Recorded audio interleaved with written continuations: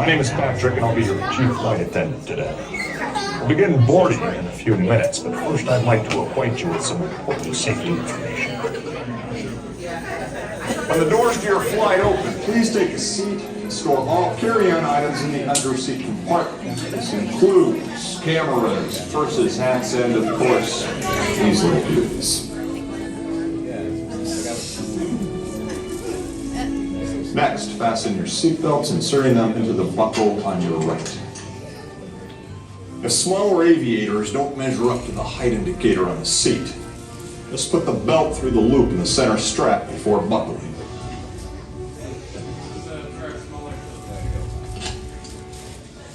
Nice work, pal.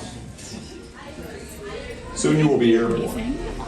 So if you or your little aviators have a fear of flying or of heights, you might want to wait for your party at the arrival gate. Okay, let's review. That is seat belt, carry-on item, safety strap, fear of heights, keep your hands and arms inside at all times. Anything else? Yeah. Have a nice flight. Soarin Tower, we are ready for takeoff.